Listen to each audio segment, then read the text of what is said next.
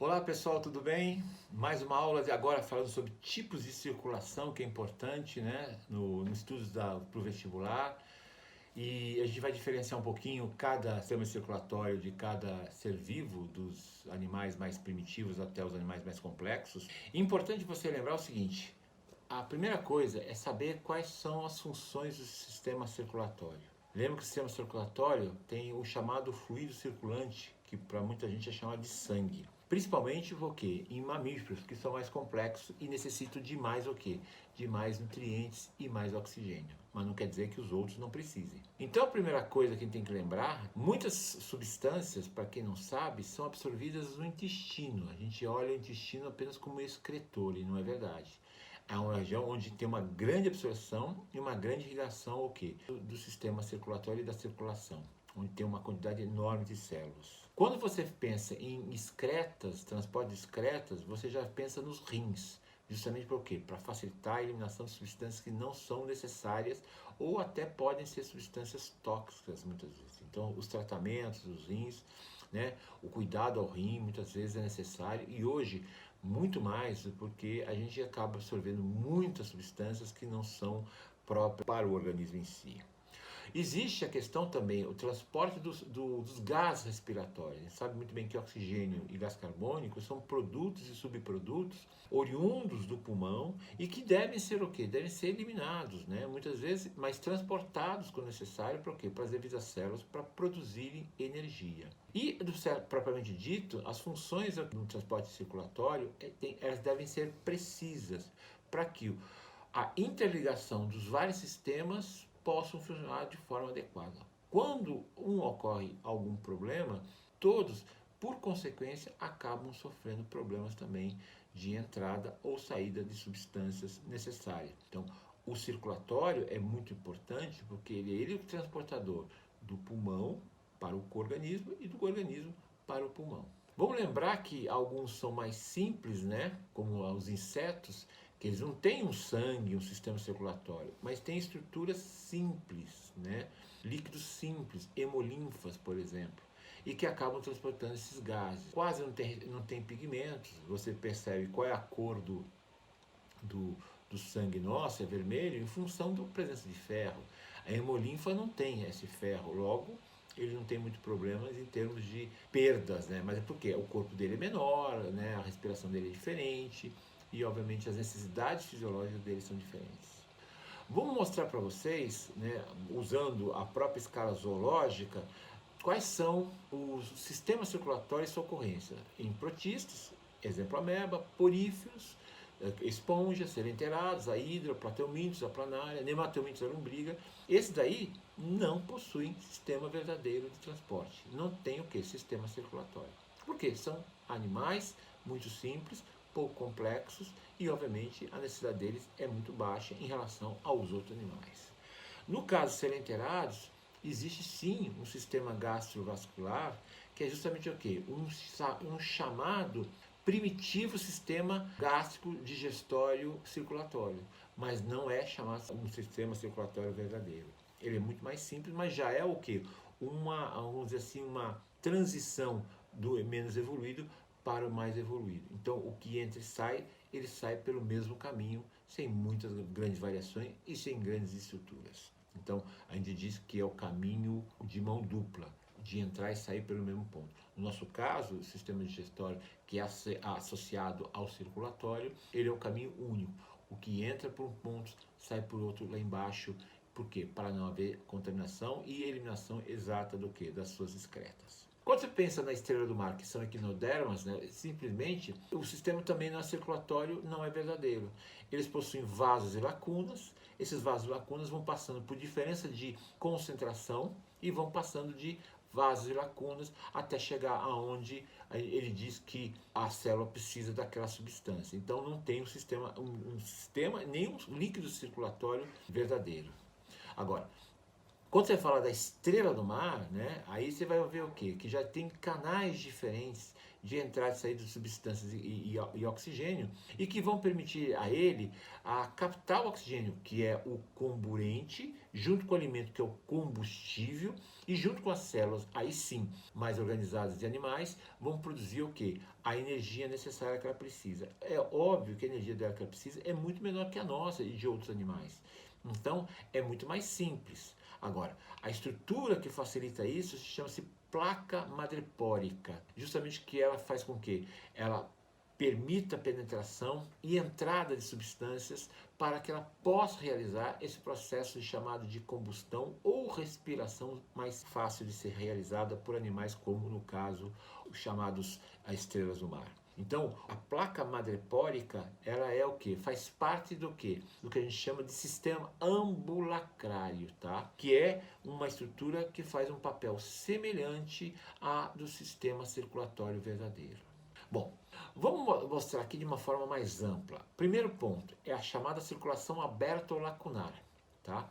É quando o sangue não circula em vasos, artérias e veias sem sair dessas vasos, artérias e veias. Então o que ele faz? Ele é captado por eles, o oxigênio e a estrutura sanguínea, ele leva o oxigênio e depois espalha, e depois retorna ele para um canal. Então veja, ele tem um canal de entrada, espalha pelas células de forma de difusão, capta de novo por difusão, diferença de concentração, devolve para as estruturas dos canalículos, e aí vão de novo para onde? Vão de novo para as estruturas do coração que vão eliminar. É um coração pouquíssimo desenvolvido, pouquíssimo musculoso e que tem uma pressão sanguínea muito baixa, que significa que a atividade dele é muito baixa. Vamos lembrar também que os animais de forma geral, são animais de temperatura oscilante, chamados o quê?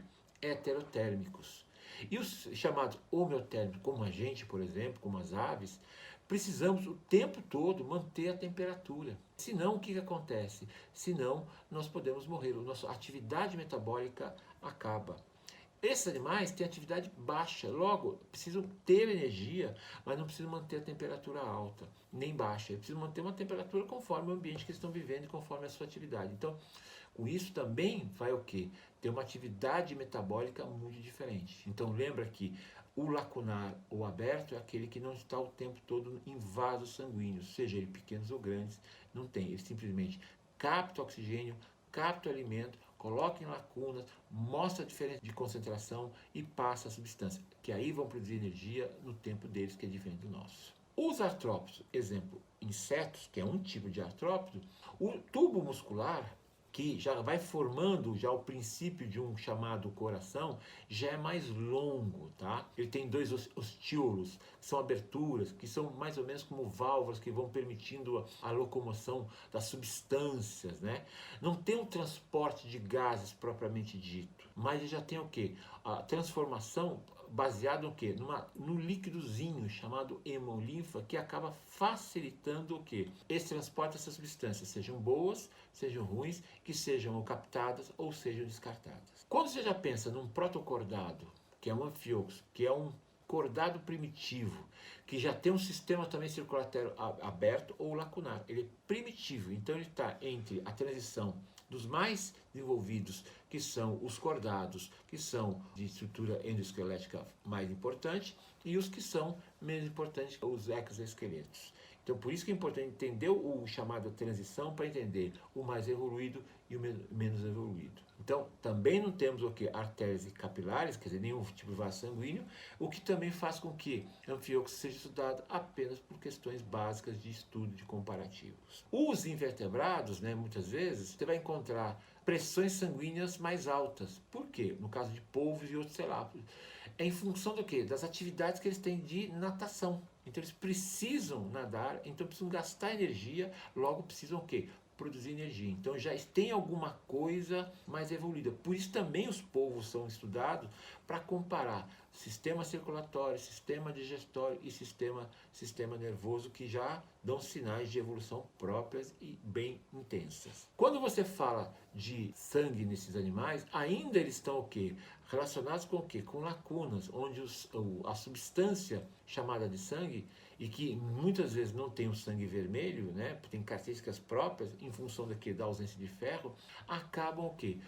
Sendo mais fácil através das lacunas do que um sistema respiratório, mas é mais lento em relação ao sistema circulatório dos mais evoluídos. Isso é importante. Logo, você vai ver aqui uma pressão diferente. Se você fazer uma análise de pressão, qual é o volume por metro, né, vai passar, é 30 a 45. Enquanto que da gente é muito diferente, e a gente vai falar um pouquinho mais para frente. No caso do cefalópodes, especificamente alguns mais evoluídos, já bem mais no extremo da evolução, o sistema circulatório já é fechado e já dando sinais que o sistema circulatório está se organizando. Quando você pega a circulação fechada, aquelas que tem o quê? Não saem das estruturas do sistema circulatório, por exemplo, coração, veias, artérias, arteriúlas e assim por diante, o que você vai perceber? Eles circulam com mais rapidez e precisam muitas vezes o quê? De uma estrutura de bombeamento, seja um coração complexo ou seja um coração simples. Isso tanto faz. Tem que ter o quê? Uma estrutura que facilite isso.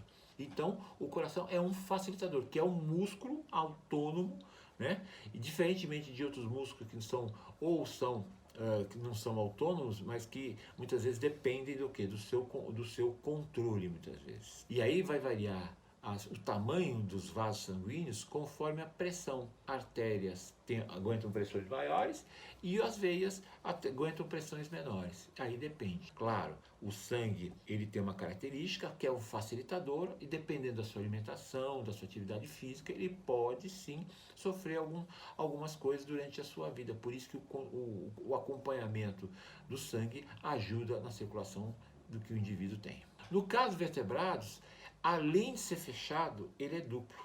Ele tem o quê? Em muitos casos, dos vertebrados são duplos, dos mais evoluídos são duplos, e existe dos menos evoluídos vertebrados, são simples. O que é simples? Ele vai e volta. Os duplos fechados, né, são aqueles que vai o quê? Do coração para o corpo, do corpo para o coração, do coração para os pulmões, e dos pulmões para o coração, e assim por diante. Então tem dois caminhos, chamada grande e pequena circulação. Circulação grande é do coração para o corpo, e a pequena circulação é do pulmão para o coração. Então, mas é todo interligado. Se algo não funcionar, ambos não funcionarão direito, e aí você vai ter problemas circulatórios que você tem que buscar entender o que é isso fisiologicamente. A simples, onde o sangue basicamente se mistura com outros sangues, então tem essa diferença de sangue venoso e arterial, ele é misturado, logo ele é menos eficiente, mas importante. Não pense por ser menos eficiente e não seja importante. É dentro das características dele. É simples, tá? É fechado, simples, mas já tem vasos sanguíneos, o que ajuda bastante o processo circulatório. O coração dos mamíferos, ele é muito complexo, né? No nosso caso, ele é bem complexo. Ele é formado por músculos, por cavidade, por válvulas, que ajudam nos processos do quê? De batimento cardíaco e de expansão. Dependendo do tamanho do indivíduo, o coração é maior ou menor, mas todos eles, maiores ou menores, são importantes do quê? Para que o animal, né, mais evoluído, principalmente mamíferos, tenha o quê? Oxigênio, tenha a retirada do gás carbônico, tenha o quê? O alimento combustível, e tenha a retirada dos resíduos que pode produzir nesse processo. Então você vai falar assim para mim, como é que é um coração de mamífero? Existem corações que têm apenas 2 cavidades, algumas têm 3 cavidades, algumas têm 4 cavidades, mas não há separação, quer dizer, eles ficam sempre juntos, se misturam o tempo todo, principalmente quando vai daqui para cá, né? Sempre o de cima e de baixo. Tá? O de cima e de baixo se misturam, mas tem 4 cavidades, o que faz o batimento muitas vezes ser bom. E no nosso caso, especificamente, são 4 cavidades completamente separadas por membranas. E isso ajuda muito o quê? Vamos dizer assim, a pureza, né, de onde tem oxigênio, onde tem gás carbônico, onde vai ser eliminado, onde não vai ser eliminado, onde vai ocorrer as trocas, onde não vai ocorrer as trocas. Então, é muito importante que não só o músculo, mas as válvulas, mas a separação. Pode haver anomalias? Pode, mas hoje a ciência está tão evoluída, inclusive aqui no Brasil, que eles conseguem até corrigir antes mesmo do que? Do nascimento, através dos ultrassons e análise do coração, do batimento cardíaco, entre outras características próprias. Então tá aí alguns exemplos, como ele vai evoluindo, como são os peixes mais simples, até chegar ao quê? Nos mamíferos mais complexos. E dentro dos mamíferos, o caso do humano, muito complexo e muito estudado. E mais legal é que hoje, para quem não sabe, até por curiosidade, a questão cardíaca no Brasil é uma das mais evoluídas e respeitadas ciências no mundo. Tá bom? Continuando. Tem uma coisa importante no nosso coração que é o automatismo cardíaco. O que significa isso? Esse automatismo, independentemente de você querer que bata ou não, ele vai bater no ritmo da sua necessidade. Vamos imaginar que você resolva caminhar, ele vai bater um pouco mais rápido.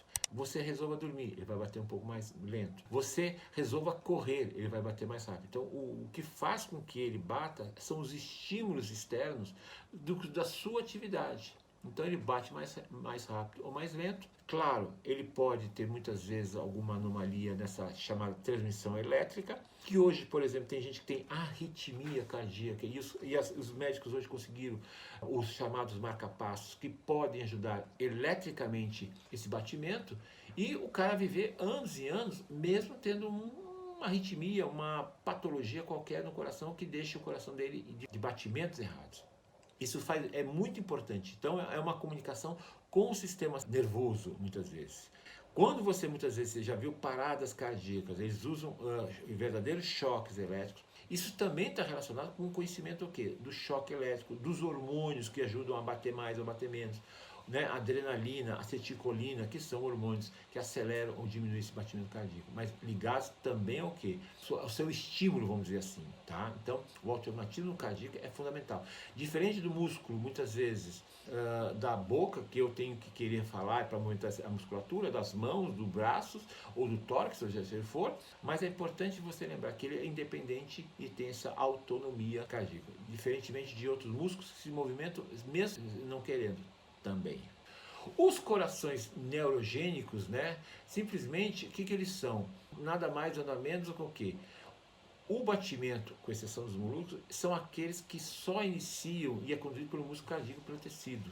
Né? São os mais simples, né? São bem mais simples. É um batimento onde não precisa de grandes atividades. Por isso também que eles são estudados para comparativamente ao do ser humano. E já é bastante conhecido, nós estamos falando aqui, mas ele já é bastante conhecido na universidade. Quem for para a área da saúde vai entender melhor isso aí.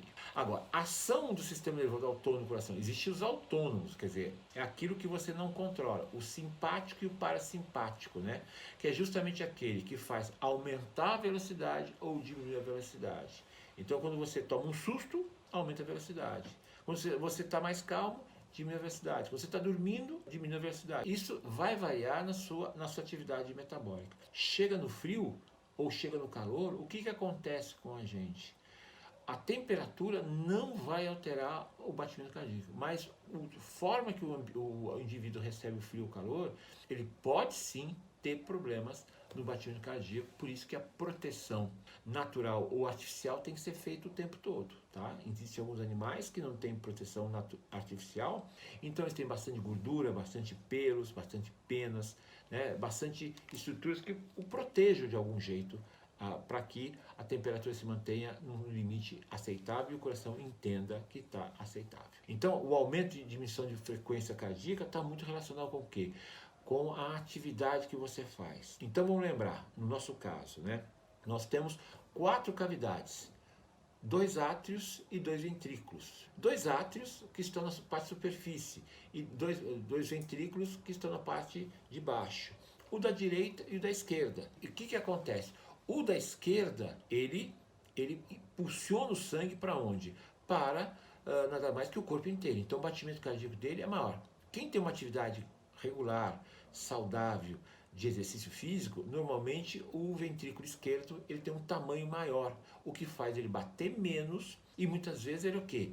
Ele, de certa forma, vai se desgastar menos, tá? Isso é importante lembrar. O sangue percorre o seguinte, do lado chamado esquerdo seu, vai o sangue chamado sangue arterial, que é o sangue rico em oxigênio. E do lado direito é o sangue venoso, aquele que é rico em gás carbônico.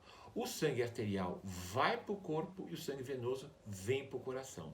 Essa é a diferença básica, tá? Essa é a diferença básica. Um é rico em oxigênio, outro é rico em gás carbônico. Arterial rico em oxigênio e o venoso é o rico em gás carbônico, porque um vai, outro vem. Então o movimento de sístole, que é constante, ó, funciona, abre, funciona. É o tempo todo neste movimento. O coração bate assim, ó, o tempo todo, tá? Ele não para. Se aumenta a velocidade, os dois aumentam. Se houver uma arritmia, obviamente quem é especialista nisso vai perceber pelos batimentos cardíacos através de análises feitas por autoscopia e assim por diante. Nós temos uma pressão, quer dizer, quando você analisa 12 por 8, o que é o 12? É a atividade da sístole, justamente como o ventrículo. Quando isso aumenta ou diminui, alguma coisa está errada com o seu batimento cardíaco que você tem que tratar, ou por alimentação, ou por atividade física, por obesidade, ou por fumo. Aí não é o único caso possível. Existem vários motivos que fazem. Lembra bem que nenhuma doença ela tem o quê? Ela tem, vamos dizer assim, uma única causa. Ela não é unicausal, mas ela é multicausal. A pressão diástole, justamente o quê? É o ventrículo esquerdo que recebe o sangue. Então, saindo o sangue sístole, o que recebe é o diástole. Então, obviamente, você vai saber a sua pressão pela diástole, a menor pressão, que é 8 miligramas por mercúrio, que dá o tal 8 por 12. Quando você tem hipertensão ou pressão alta, significa o quê? A sua sístole e diástole estão com alguma variação numérica, vamos dizer assim. O batimento está sendo diferente. Isso pode ter alguns sinais, por exemplo, como dor de cabeça, mal-estar, até percepção de acuidade visual, quer dizer, percepção visual. Claro que são muitas vezes doenças que podem não dar sintomas tão claros assim, mas que podem muitas vezes dar sinais que alguma coisa está errada com você. Ou na sua dieta, ou na atividade física, ou na sua obesidade, ou sei lá, no seu sedentarismo. Porque hoje, gente, vamos ser muito sinceros, nós estamos andando muito menos do que antigamente. Né? As suas atividades estão sendo mais econômicas, né? Um controle remoto, ou atividades em casa. Então, muitas vezes uma atividade esportiva ajuda a gente a criar mecanismos de estimulação ao coração. Isso vocês devem procurar um médico, não tem a menor dúvida, porque muitas vezes essas doenças não são hereditárias. Até podem ser, não estou dizendo que sejam, mas elas podem ser em função do seu estilo de vida. Para fechar na parte teórica, né, a gente tem que falar o quê? Da hipotensão, que é o contrário. É justamente o quê? Ser hipotenso é bom? Não é bom. Você tem que manter uma pressão arterial entre 12 por 8. O que faz você ter o quê? Captação de oxigênio adequado, eliminação de gás carbônico e fluxo do batimento cardíaco que não interfira na sua vida. Então, ser hipertenso ou hipotenso varia muito de pessoa a pessoa em função de uma série de fatores. Então, por isso que é necessário o chamado check-up anual, principalmente nas pessoas que passam dos 40 anos. Mas não quer dizer que você tenha menos de 40 anos, você não tem que fazer de vez em quando check-up. Por quê? A partir disso você percebe que estilo de vida. Num momento como estudo, tensão, um momento de pouco sono, isso pode ter um dos fatores que cause algum tipo de problema na sua pressão arterial. Bom, acabando essa questão, acabando esse conteúdo, é importante que você o quê? Se inscreva no canal, dê o seu like e compartilhe. E vamos fazer exercício para a gente reforçar o que a gente falou até agora, tá bom? E aí, vamos fazer o exercício agora? Esse aqui é o exercício sobre circulação urbana e vamos ler com calma. O sangue venoso trazido pelas artérias pulmonares segue para o ventrículo direito e depois ato direito e desce sangue para os pulmões pelas vias cavas. Tudo errado e a gente vai mostrar para vocês depois quais são os que chegam no coração e os que saem do coração. Isso é importante vocês saberem. O sangue venoso trazido pelas veias cavas segue para o ato esquerdo, depois ventrículo esquerdo. Sangue venoso não está no lado esquerdo, está no lado direito. Muito bem. Sangue venoso trazido para as artérias pulmonares, pelas artérias pulmonares para o ventrículo direito, depois o ato direito segue aos pulmões por meio das veias pulmonares. Também está errado porque, veja só, artérias pulmonares, veias pulmonares, está o inverso. Na letra D, o sangue venoso trazido pelas veias cavas segue para o ato direito, depois para o ventrículo direito, deste segue para o pulmão e depois volta por meio das artérias pulmonares. Aí sim, as veias, artérias e cavas estão corretas, tá? E o sangue venoso é que é trazido por elas. E na letra E, que a resposta também está errada, já que a resposta só pode ter, teremos somente uma resposta. Resposta D para a questão. Bom, existe aqui a última questão. Durante a aula, um professor apresentou uma pesquisa nacional que mostrava que o consumo de sódio pelos adolescentes brasileiros é superior ao determinado pela Organização Mundial de Saúde, a chamada OMS. O professor então destacou-se que o hábito deve ser evitado. A doença associada a esse hábito qual é? Ora, se você analisar obesidade, não, a obesidade é a falta do gasto daquilo que você consome através de suas atividades diárias.